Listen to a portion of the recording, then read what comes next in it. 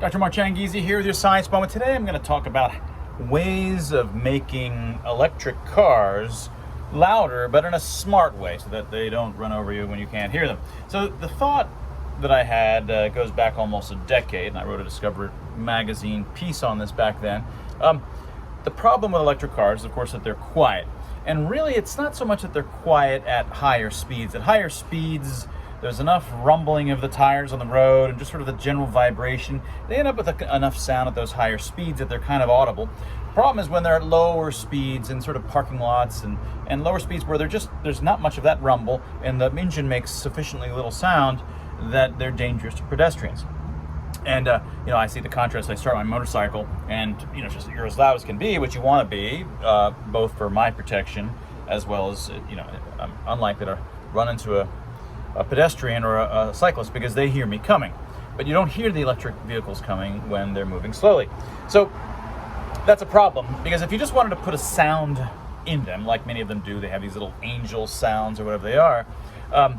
Then one of the problems is because they're not really an issue when they're moving fast, they're an issue when they're moving slow. And one of the things that we use to gauge what a car is doing is not just the sound that it's making, saying, okay, it's over there. The way that you really gauge what's going on is also the Doppler shift. So I talked about this in one of my first 30 or 40 science moments before COVID hit and sort of the entire tenor changed. If you imagine walking down the side of the road and cars are coming behind you, right? And they might be passing you within 1 meter, very close. And if you're walking on a curb, say, you're not worried about them hitting you. And the reason that you're not worried, so why aren't you worried? One reason you might say that you should be worried is because, they're getting louder and louder and louder, right? And then they pass by. But that increasing crescendo, shouldn't that frighten you? And so you should be jumping. Oh my God, they're crescendoing. Ridiculous 1/r² is getting louder and louder. But in fact, even though they're getting louder and louder in a 1/r² kind of, a rising crescendo, their pitch, the Doppler pitch, is not doing what it would be doing if it was about to hit you. What a looming collision sounds like is constant pitch. So here's the stereotype sound when a train, in sort of the stereotype meme of a train passing you by, it's right? So it's high pitch and pretty constant because, and of course it's softer and then it gets louder, but setting that aside, it's high pitched and constant when it's far away because it's effectively coming straight towards you. It's only when it gets close to you that the fact that it's not going to hit you, it means that it's going to be passing you, and its pitch falls. So and it falls to sort of half of its pitch fall right when it's just directly on the side of you. And then it continues to fall until it's a little bit of ways, in which case the rest of the time it's moving almost directly away from you. And it's at the bottom of the pitch. So, right? But that's really especially audible at higher speeds. You can hear it at really low speeds and even micro, even in a tenth of a semitone on the piano, but it's still less audible. And so the question is, and that's the reason you're not afraid. So that's the reason you're not afraid when it's passing, because if it was going to loom and hit you, it would just be like this constant pitch, getting louder, not falling at all, no signs of it falling. But you hear all of these cars are falling in their pitch. They're falling in their pitch just as you expect. But if suddenly one was not falling in its pitch, you would jump out of the way and you wouldn't even know why. You would jump out of the way, or you would at least get frightened and then get run over just before you could jump out of the way. You could tell something was wrong because it has the key signature auditory features of a looming stimulus, right? Now the problem is, can you add sound to a slow-moving electric vehicle so that it has a Doppler shift that's associated with something moving faster? So that when it's moving slow and it's more like barely, like a really small difference, wouldn't it be nice that even if it's moving slowly, it had a bigger difference so that you could be tracking, and other people around that same vehicle in different positions would be getting different kinds of sounds? So for me, it's going but someone else, it's falling in a different way later. These things are changing depending on the position, all according to where you are relative to it.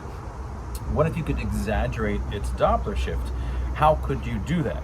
Well, one simple way to exaggerate the Doppler shift would be to just put something on the vehicle that's moving forward more quickly than the vehicle is, and it's making sound. So one simple way to do this would just was just be to imagine, just conceptually, just imagine a little thing that's a little rotor that's sitting on top, just spinning. So it's spinning. So whenever the thing on the top is spinning towards in the direction of the motion of the car, well, and it's a sound-making device. So it's just spinning, right? But it's making whenever that sound-making device is moving in the forward direction of the car, well, it's now moving faster in the car because, of course, it's moving, in that direction. When it's going the other way, it's moving more slowly than the car, right? So if you could just make the little sound maker that's spinning around only make sound when it's moving this way, or have a sequence of speakers, let's say 4, and each of them only turns on when it's moving in the forward direction, you will have a constant stream of sound that's moving, let's say, 10 times the speed of the car, 3 times the speed, whatever you want it to be. Nothing is actually per se moving in that direction, in a holistic way. It's just these brief bouts. But you'll have something that's making sound, maybe the same old angel sounds that you hear. I doubt that that's optimal, but it's probably not better than a kick in the head. But you'll have Doppler shifts, so now the angel sounds would be going by you, and you hear those shifts more clearly. You can be gauging where the car, the electric, otherwise silent car, is around you much more clearly because it has much clearer Doppler shifts. You may overestimate the speed, but I think you would calibrate very quickly to the fact that these Doppler shifts are now lower than what they would be in other circumstances. You would recalibrate quite quickly. And this brings up another a way of making a faux mover. I'm saying this is a real mover moving faster in the car.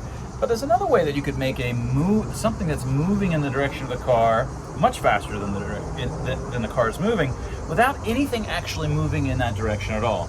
And it has to do with scissors. But before I mention scissors, let me give you an example. Suppose that I had a laser beam, or one of these lasers, and it's at night, and I shoot it at the moon. It's sufficiently strong that you can see it, or you've got a telescope and we're watching the moon, right? Or somebody's watching the moon, aliens are watching the moon. And I just go like this. I go, boop, I move my hand really, really quickly, but it's a really, really small angle. And so that little beam of light darts from one end of the moon all the way to the other end of the moon. It goes from almost one side to the other side from whatever direction I'm looking at it. That beam of light, that dot on the surface of the moon, it can go faster than the speed of light. In fact, you just do a little bit of math, which I won't bother doing here. You can do it doesn't take much, just a little sweep for sufficiently far away. It can be such that it has moved, that dot on the surface where one watching it is moving faster than the speed of light. How is that possible, Mark? Because it's breaking the laws of physics. But no, nothing is actually moving, right? Faster than the speed of light. It's your perception. The perception would be someone who's watching and who thinks it's an object. They go, oh my God, something just moved faster than the speed of light. Of course, there isn't anything that's moving faster than the speed of light. It's just a perception of something moving faster than the speed of light. And this is for the same reason that you can see things moving on a computer screen or on a TV screen, right? Things are moving across the screen. My hand just moved across the screen, but there's nothing moving across your screen. There's just a sequence of lights, right? That's the exact same thing. Of course, it's not actually breaking the speed of light, in this case, perceptually.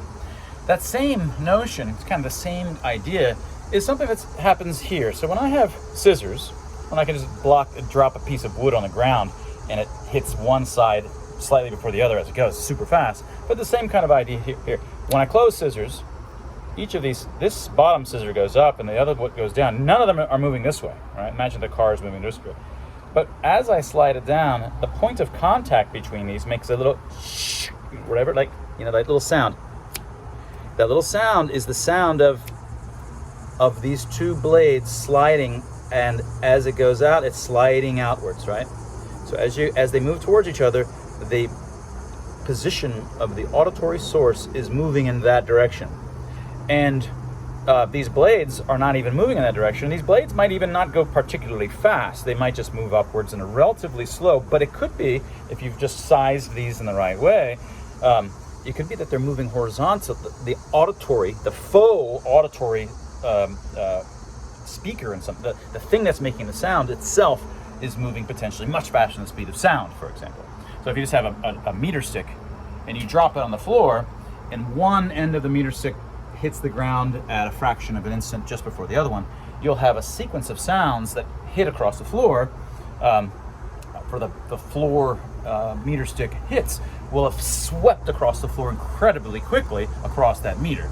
And so if it takes 0.01 seconds, then you'll have something that's just 100, that'll be 100 meters per second in terms of how fast that was moving. And you can easily get much faster than that with these kinds of tricks. So you could have a mechanism on top of a car that's just, just doing that kind of trick instead of these spinning ones. That's just to make the point. You can have many things that are moving much faster in the car to give you the auditory Doppler shifts that are what we rely on to really know where cars and vehicles and objects and other humans, even something that I talk about in my old book, Harnessed, on why we evolved, how it came to be that we got music and language and how cultural evolution shaped these things to sound like what we're already good at hearing. The Doppler shifts, we and all of the animals are exquisitely good at tracking them so that we know where things are around us. We should harness that in our electric vehicles so that they don't run us over. If you're interested in these kinds of things, get a copy of my earlier book, Harnessed, on the origins of music and language. Music sounds like humans evocatively moving in our midst. That's why music is so emotional. Colors look like humans evocatively showing their emotions on the face. Another earlier discovery. That's the kind of stuff I talk about in my earlier book, Vision Revolution. Emotions, emotional stimuli are the kinds of stimuli. When humans are creating art, they create art that are emotionally expressive, because those are the kinds of things that that ricochet all over our brains and make it worthwhile. Something that we talk about also in Expressly Human, our newest book with Dr. Tim Barber. And that was your Science Moment.